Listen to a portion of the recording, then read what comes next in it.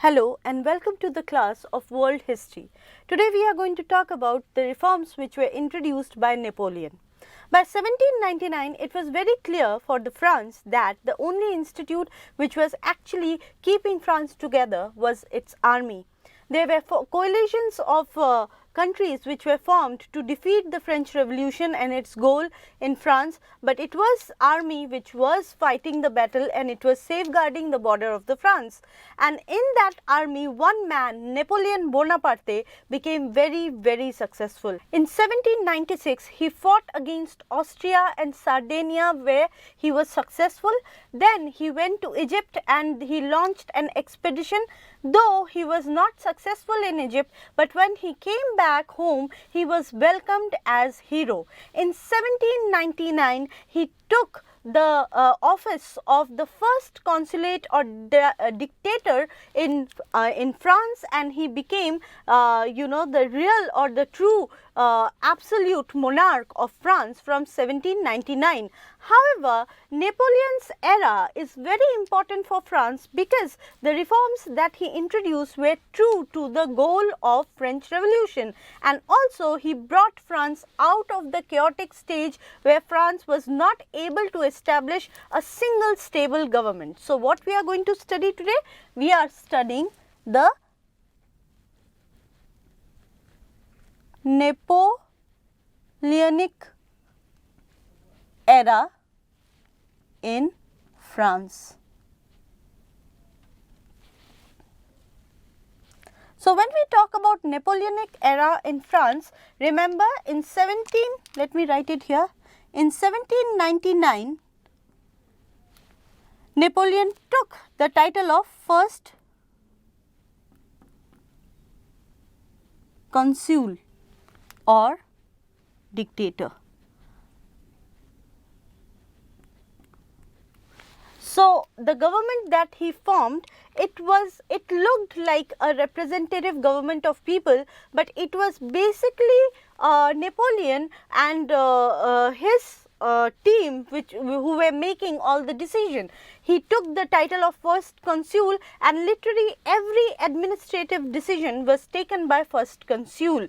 Later on, after forming first consul, he also defeated two coalition of countries against France, and he became more popular among the people of France, and later on in 1804 he took the title of emperor. By 1804, Napoleon understood he had become successful enough to call himself an emperor, and the first empire, this is known as the first empire of France. Now, let's talk about the reformations that Napoleon brought in France. So, when we talk about the reformation, the first administrative reform that Napoleon brought was, of course, codifying the law.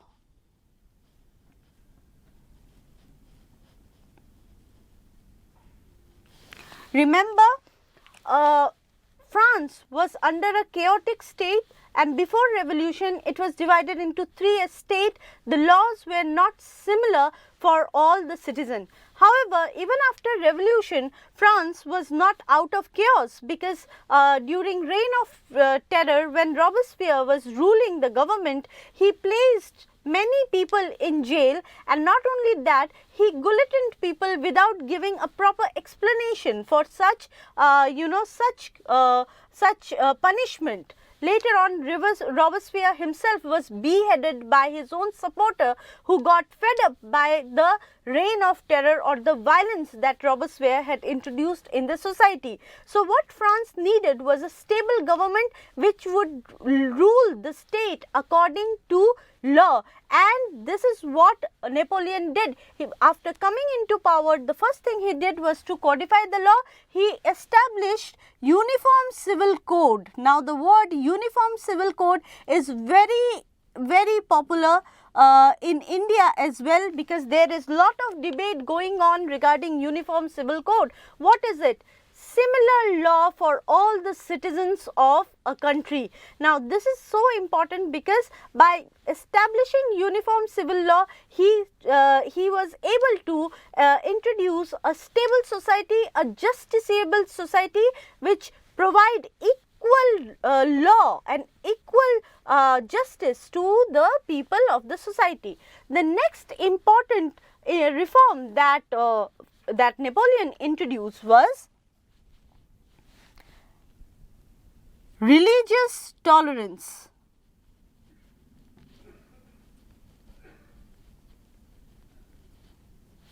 Now, here you have to remember that Napoleon's era was an era where not only religious freedom was given, but religious tolerance was also propagated. He recognized Protestants and Jewish citizens of France, but also he signed a contract with Pope, and the rift that had been created between Pope and France was ended finally by Napoleon through his covenant with the Pope. So, this was a very important change in the religious life of France, though religion was given recognition, but at the same time he propagated and practiced tolerance to all the religion and freedom of religion. Now, next important fact that you must remember, though he practiced religious freedom, he censored speech and press in France. The next important reform that he introduced was nationalization of education.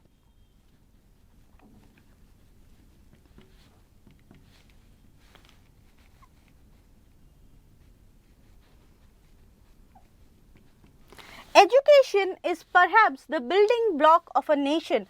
A child is motivated towards nation building through education, and Napoleon had a very good idea of it. He established many national universities and schools where the curriculum was also decided by the government, what kind of curriculum was to be given to the student. The education was created in a manner so that it will imbibe nationalism among the people. So, he nationalized education, and it was the first of its kind of experiment which was made by Napoleon, and it helped in further revolutions that came in France, and when finally France became a democracy after Napoleon's era. So, nationalization of education was a very important reform.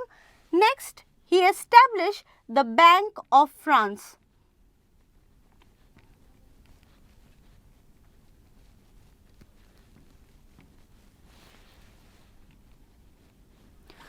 Now, Bank of France was a very important institution because it somehow created a stability of finance.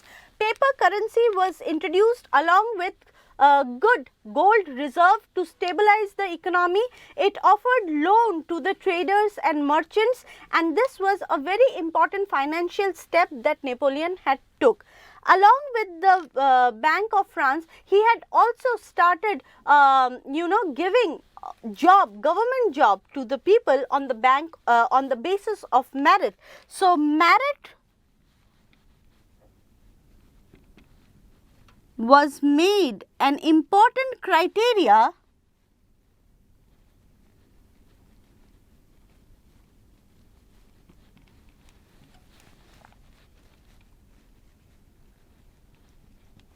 for government job.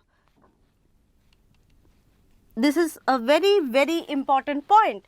If you remember, before revolution, the government jobs were basically monopolized by the nobles, and that was one of the reasons why the revolution took place. And as I told you, in the reforms of Napoleon, you will see the goal and motive of the revolution was championed. Napoleon became the champion of French Revolution, and this very fact that merit was now the base of all the government job gave immense opportunity to the people from middle class who had knowledge and education to become part of the administration. Next important reform that he brought was end of feudalism and serfdom.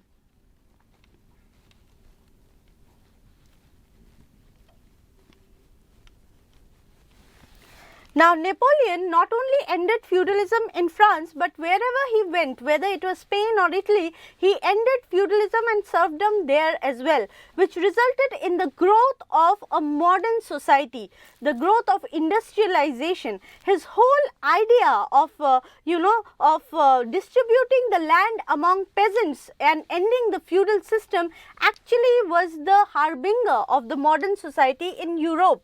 The final important reform that Napoleon had introduced was the growth of nationalism.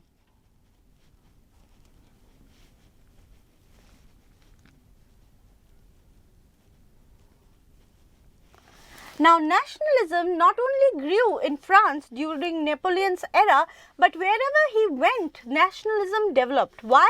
Because people understood that they had to safeguard their border against Napoleon's invasion, and that was the basic reason why nationalism developed in those countries as well.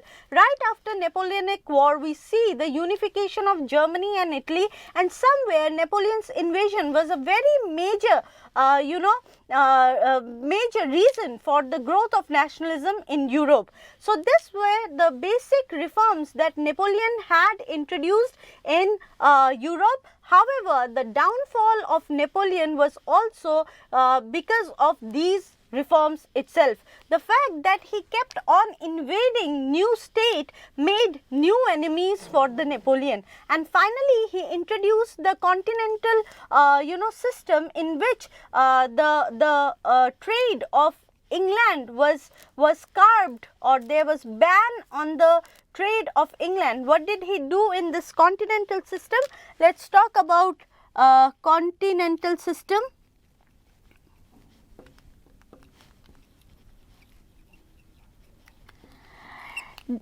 During Napoleon's reign, he knew that finance was going to be a very important source for the growth of France, and he wanted to conquer more and more market. But obviously, Britain was already marching ahead in imperialism. It had colonies and it was selling its product in the new market of its colonies, and France had to somehow compete with Britain. This was the time when Napoleon introduced Continental system, in which all the states which were defeated by France were asked not to buy any item from Britain.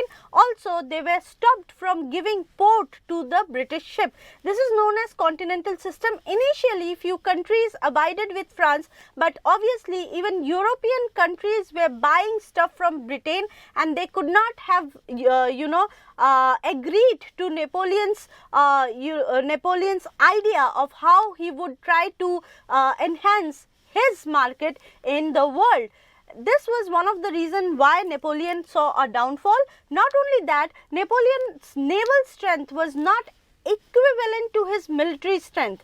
Though in land he was very powerful, but his naval strength was not at par with the power of Britain, which was evident in the war that he fought against Britain in Egypt as well, where he was defeated in the Battle of Nile by Nelson, and later on in the Battle of Waterloo also we see that it was the weak naval power which finally led to the downfall of Napoleon. After this, in 1871, we will see that France will go on, after Napoleon, obviously the monarchies of Europe will reinstate the old monarch of the France in throne, but later on in 1871 France will see a series of revolution, and finally France will become the second nation after Britain to attain democracy. So, this was all about Napoleon and the condition of France during his era. In another class, we will meet you with another topic of world history.